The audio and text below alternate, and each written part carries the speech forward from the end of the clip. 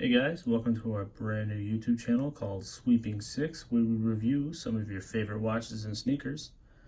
Today we're going to be reviewing none other than the Omega Seamaster Pro 300. So without further delay, let's get into the review. So I'd like to point out that this probably is my favorite watch in my collection. I don't have a super fancy collection full of Rolexes, Pateks, and APs, but I think anything that's sub $5,000, this really is gonna blow everyone else out the water, because this is, and I'll tell you why I really love this piece here. So first thing that you'll notice is that obviously this is all stainless steel. It's not white gold because, well, it's under $5,000.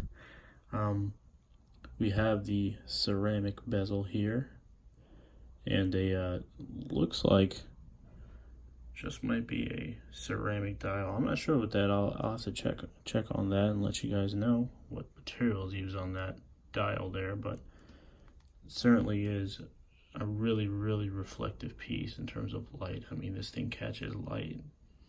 It makes it look way shinier under like the right lighting here.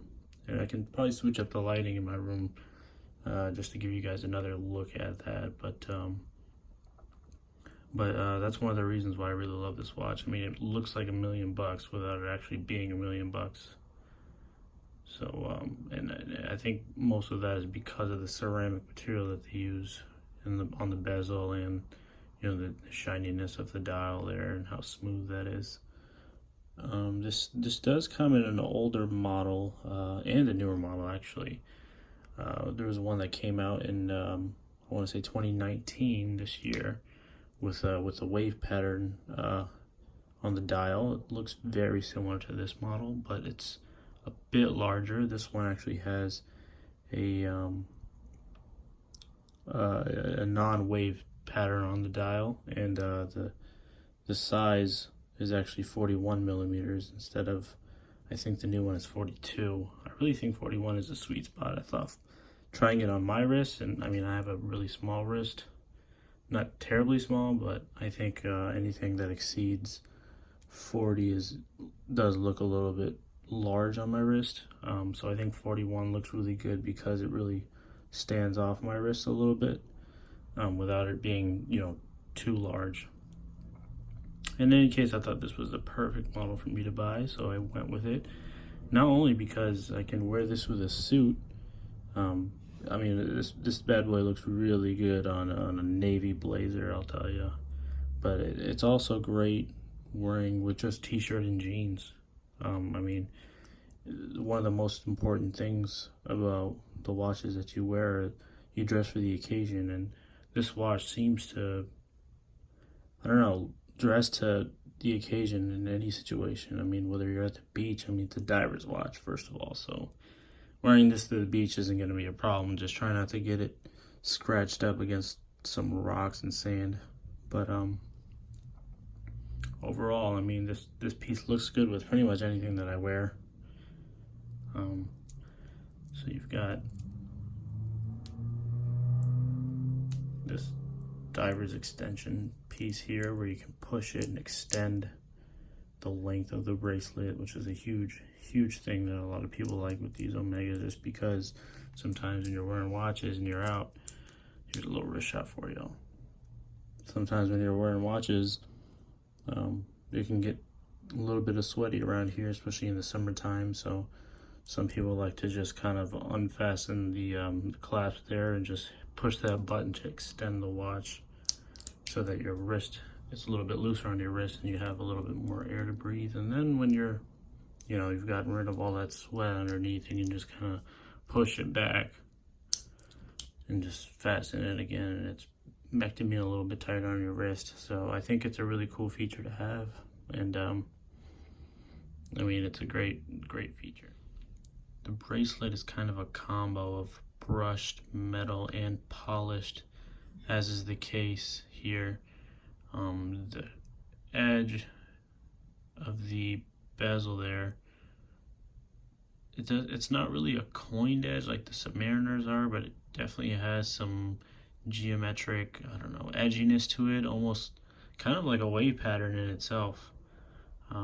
So I guess they're kind of sticking to their theme of a wave pattern without actually having the wave pattern on the dial like the old models used to have, which I used to own, and hope to get another one of those soon. But for now, I mean, this will do. I really enjoy this piece as it is, and it's a little bit of a hefty watch for the price. Usually, I think the more money that you spend on a watch, the heavier it gets, especially when you're buying materials like gold and when they weigh so much more than, like, for instance, stainless steel. So I think the amount of money they paid for it, I mean, it really feels like a heavy piece if you're not really into watches, especially because, like, if you own a battery operated quartz movement watch, maybe like a leather band or something like that sometimes, or even really even a stainless steel band, those don't weigh a whole lot, and I think relatively speaking this is a heavy watch. But I've definitely felt heavier watches, and I'm going to take a look at the clasp here. We've got the Omega logo on there. It's not etched, it's really engraved onto there, which I like.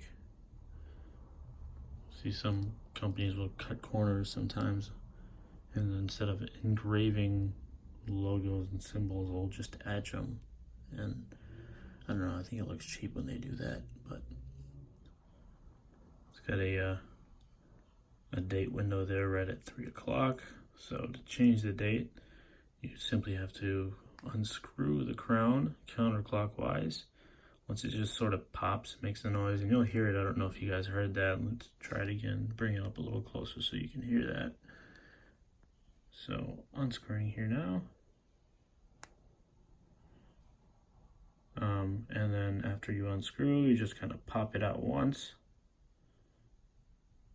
And then looks like you gotta turn it not clockwise, but counterclockwise to adjust the date. Today is the 29th, so I had the wrong date on there. I hope you guys will forgive me. But another great thing is sort of the side profile of this watch. I mean, it's not too thick. It's not super thin either. Most people, I would say, prefer sort of thinner profile watches because they kind of slide under the cuff of your shirt easier. I personally really think this is like kind of perfect because it really does slide under my shirt cuffs really easy, but it's not like it's invisible to the eye, because I do like my watches a little bit more hefty. It kind of makes me feel like they're made of good quality. So I think the size adds to the weight but doesn't take away from the functionality of the watch, which is what I think Omega was going for here. You have the helium escape valve here at the, looks like about 10 o'clock position. You can release it by turning that counterclockwise too. Doesn't really pop out like the regular crown here does, but I guess that's when you're underwater and so don't quote me on this, but I think it's when divers, when they're underwater and they have to ascend at faster rates, then maybe sometimes there's some helium that gets built up maybe inside the watch, and they kind of have to,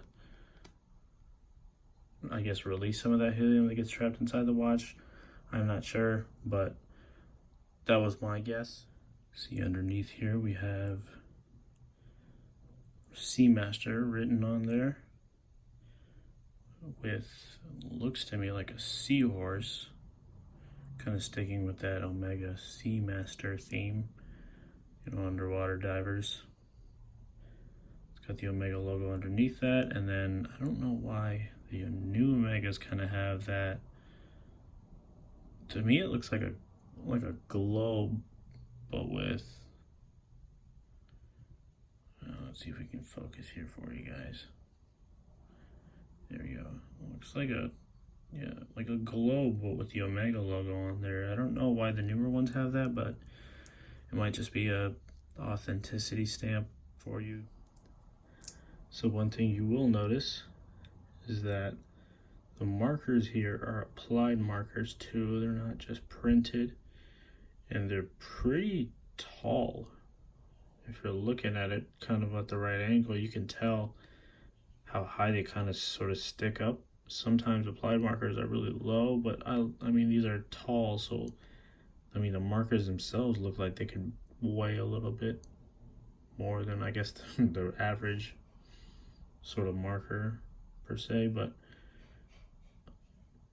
either way, I think it also is a great feature on this watch.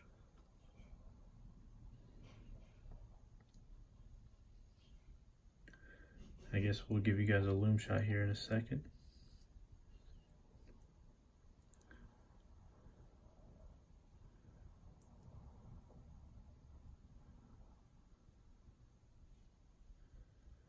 Yeah, I mean, anyone who buys this watch, I can guarantee you won't regret it. Definitely worth the money if you're looking to find a watch that's under $5,000. So you're not really looking to break the bank, but you're also not looking to, you know, kind of buy a inexpensive, cheap made watch. I think this is really probably the best watch for your money, for a watch that is under 5,000, like I mentioned. I personally got this watch pre-owned off of eBay a few months ago, but earlier this year for, I think it was around $2,500. So even the pre-owned market is amazing, and it looks like the way that the market is trending, I mean, the watch values are getting higher and higher, so who knows, maybe I could sell this right now and make a little bit of profit. I haven't checked, but I don't plan on checking, because when you own this watch, you don't plan on selling it. That's for sure. And if you don't believe me, go ahead and look at the Amazon reviews for this watch right now. There's probably a few dozen of them, probably all 5 stars last time I checked, and they're all great reviews saying how great this watch is for the value. So do your research. But I would definitely, if you're thinking about pulling the trigger, I wouldn't hesitate and pull it right now. And that's coming from a guy who likes to save money, but also loves watches. So here we kind of turn the flash on for you, just so you can get that full lume effect. So let's brighten up this bad boy for a little bit. Oh yeah, if I didn't mention earlier, the crystal here has a coating that is prone to minor scratches. That is my only gripe. I wouldn't say scratches, but little tiny sort of, and you can probably see that under the light there, like little nicks there. So some of those can stay for a little bit, but they're not noticeable unless you're really looking for them and can see them under the light, like this one. But that's probably my only gripe about this watch, really.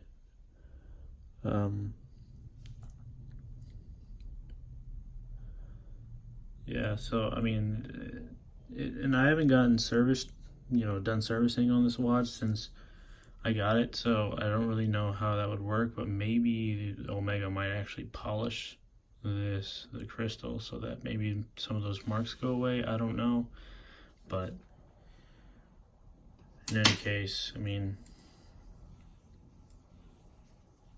it still does have a pretty good resistance to scratches compared to your regular sapphire crystal. And this is sapphire, but it's just coated with something, and I'd have to clarify with you maybe in the description, but kind of sucks that it does get a little bit of scratches because of it. All right, so let's turn our flash off here and show you how it looks in the dark. So here it is, your lume shot. And I'll tell you, I mean, I haven't even showed this under the sunlight, and under the sunlight it's about like probably 50% brighter than this is, but this is still pretty bright and very legible in the dark. I mean, it's not even that dark outside right now. My room is actually like somewhat bright because it's still like the late afternoon, so maybe if it were like completely dark, you'd be able to tell like under my hand, like it really stick out. You can't miss it. So, but it looks like the markers I have blue lume on them. Oh, it's interesting. I just noticed the 12 o'clock has 2 bars and the 6 o'clock has 1 bar, and the 9 has 1 bar as well. 3 doesn't have a marker, but all the others are just circles, so that's kind of different, I should say. What else is different is that there's this little marker there at 12 o'clock on the bezel actually is green lume, as well as this minute hand. Only the minute hand, not even the second and hours are green as well, so it's different, I should say. I mean, I like it. I think it looks cool, adds to the personality of the Seamaster, makes it original, because I haven't seen that before. So if that's your thing. So here is the official wrist shot. My wrist is pretty small, so it looks kind of a big watch on my wrist, but for some other folks with probably larger wrists who are watching, this might look perfect. I'd say if you have a really small wrist, it might look a little bit big. So I personally wouldn't go for a 41mm watch if I was you, but if you have one like mine, I think it's perfect. Or, maybe even an inch bigger than mine would be really good, but if you have a really large wrist, I personally wouldn't do it. So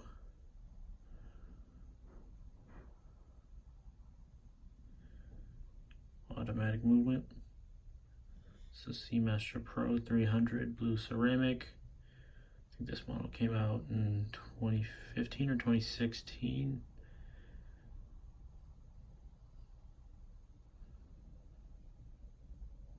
And there you have it.